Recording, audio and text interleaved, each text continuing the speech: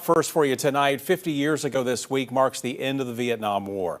On April 30th, 1975, the capital of South Vietnam fell to the North Vietnamese. As U.S. Army veteran Don Dare reports, Vietnam veterans recall watching the television 50 years ago as remaining Americans were evacuated as tanks moved into the capital.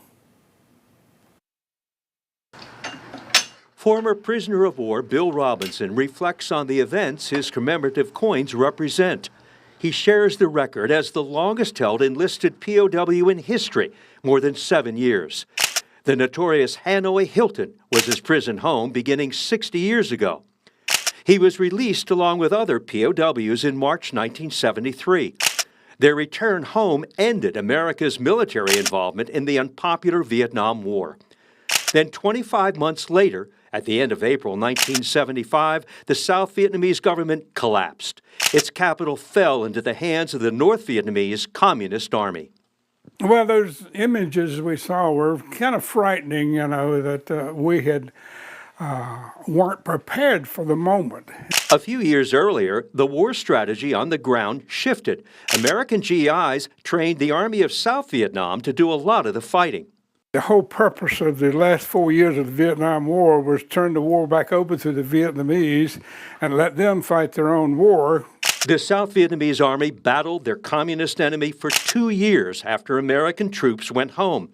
Retired Air Force Captain Bill Robinson was disheartened with the results. Essentially, Congress stopped the war by cutting off the funding and then expected it to be smooth.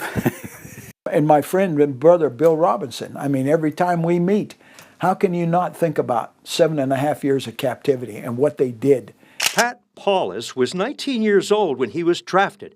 He went through officer candidate school at the age of 20 and served 2 tours with the Signal Corps in South Vietnam. Pat had been discharged for 1 year in 1975. April 29th and April 30th, it's a rough day for you.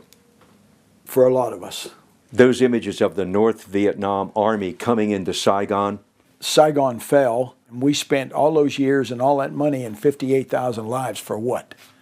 For what? 5 of my OCS classmates are on the wall. 8 nurses are on the wall. 16 chaplains are on the wall. We spent all those years fighting so that the South could be free. And then in 1975, what? The sacrifice. Yeah. How do we put a price on that? For Bill Robinson, when he saw the pictures out of Vietnam, his emotions also centered on those who gave so much. We sacrificed our youth, and basically all we got was criticism in our own country. There was no bitterness in 1995 when Bill met the young woman who is pictured in his book, The Longest Rescue. Here you are in 1965, and that's the Gorilla Girl? That's the Gorilla Girl. She's 17 years old in that picture. She participated in my capture and was used in the propaganda picture. A film documentary team arranged for Bill to meet Kim Nguyen and her family at their home in North Vietnam. The war was over, and and it was time to put away the war things and work on peace. 10 years ago, Bill was impressed with what he saw in South Vietnam when he returned with other veterans.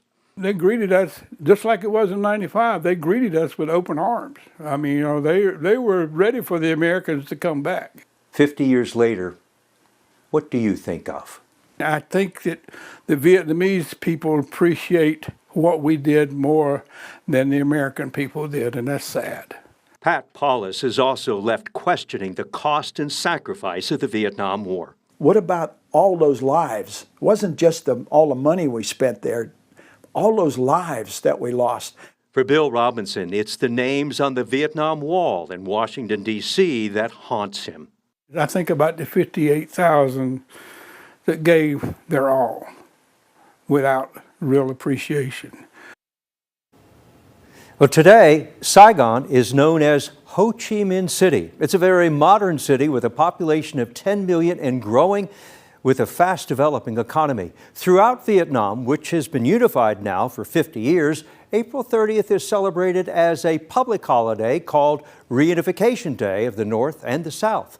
But among the Vietnamese who fled 50 years ago, and many live in America, the week of April 30th is referred to as Black April.